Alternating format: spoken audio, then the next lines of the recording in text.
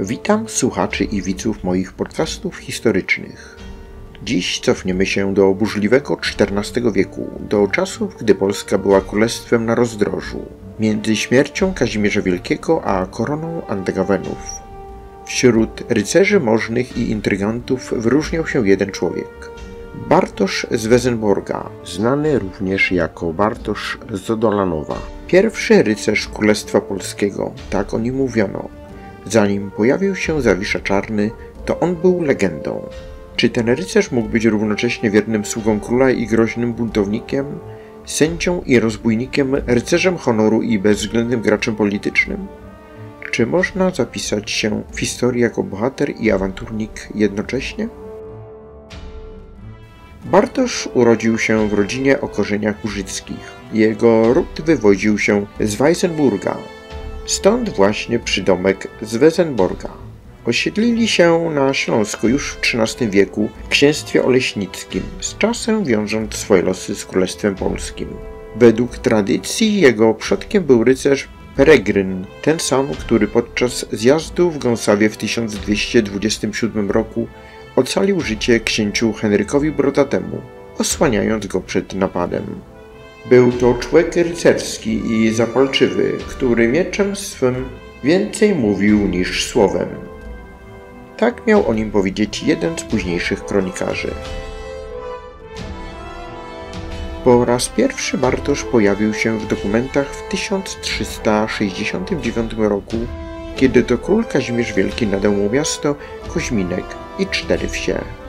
To była zapłata za wierną służbę, a także inwestycja. Król potrzebował lojalnych ludzi, zwłaszcza w Wielkopolsce.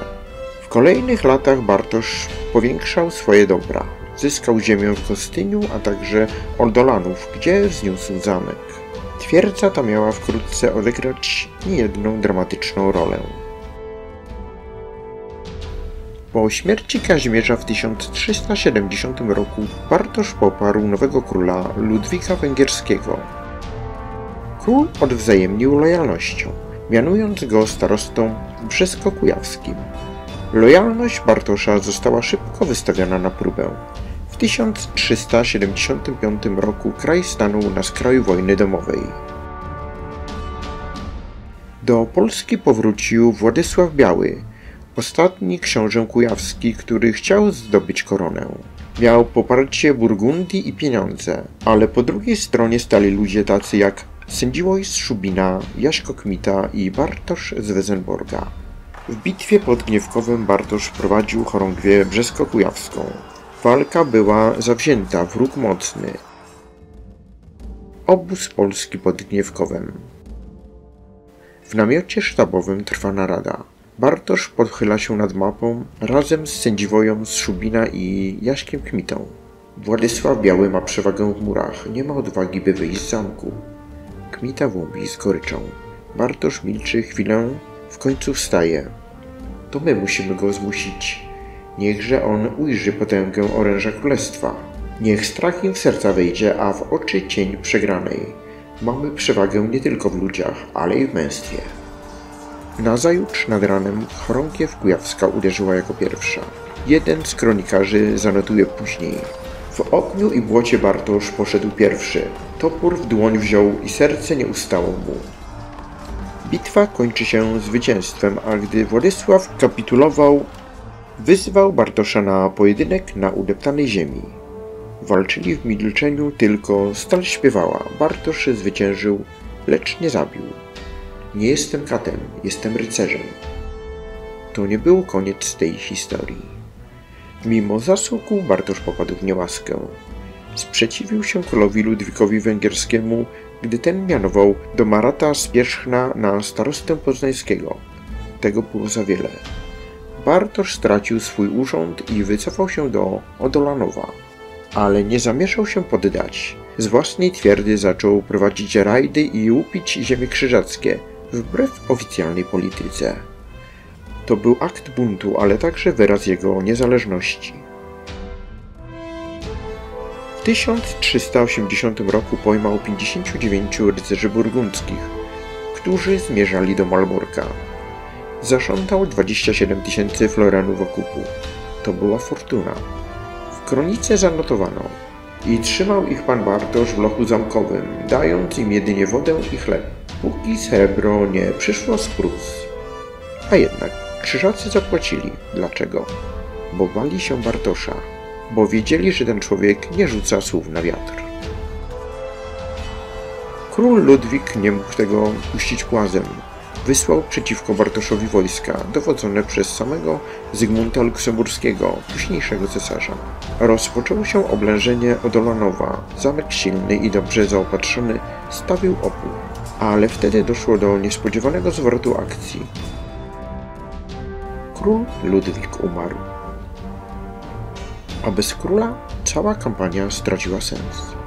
Zygmunt wycofał wojska i zawarł z Bartoszem tajne porozumienie. Z buntownika Bartosz znowu stał się graczem. Po śmierci Ludwika kraj pogrążył się w chaosie. Nałęczowie i Grzymalici toczyli w Wielkopolsce brutalną walkę o wpływy. Bartosz, zawsze lojalny wobec siły, najpierw opowiedział się po stronie Nałęczów, wspierając księcia Siemowita IV, pretendenta do polskiego tronu. Ale sytuacja się zmieniła. Gdy na scenie pojawiła się Jadwiga Andegaweńska, Bartosz nie zawahał się. W 1384 roku przeszedł na jej stronę. Nie była to kapitulacja, lecz kalkulacja. I był to ruch trafiony. W 1387 roku został mianowany wojewodą poznańskim. Powrócił do łask. Zasiadł znowu w Radzie Królewskiej, stał się jednym z najpotężniejszych ludzi w Wielkopolsce. Bartosz zmarł w 1393 roku, pełniąc nadal urząd wojewody. Został pochowany z honorami jako wierny sługa królowej, jako polityk, ale też jako człowiek, który nie bał się stawić czoła królom, cesarzom i całemu światu. Był kimś więcej niż rycerzem, był symbolem epoki przejściowej. Epoki, w której lojalność i zdrada, odwaga i kalkulacja była jak dwa ostrza tego samego miecza. Bartosz z Odolanowa, mąż wielkiego ducha i hardego serca, raz służył koronie, raz ją karał, ale nigdy nie zdradził sprawy ziemi swojej. Dziękuję, że byliście ze mną w tej opowieści o Bartoszu z Wesenborga, człowieku, który przyszedł drogę od rycerza królewskiego do buntownika i z powrotem. Jego historia to przypomnienie, że nawet w czasie monarchii jeden człowiek mógł zmienić bieg historii. Zostawcie komentarz, jeśli chcielibyście przyjrzeć się bliżej wojnie Nałęczów i Grzymalitów albo kulisom oblężenia Odolanowa. Zachęcam do wsparcia mojej pracy nad rozwojem podcastów. Dzięki Wam możemy wspólnie docierać do kolejnych fascynujących epizodów naszej historii. Dziękuję Damianowi Szymonowi Niteckiemu za konsultacje historyczne podczas tworzenia tego filmu. Do usłyszenia w kolejnym odcinku.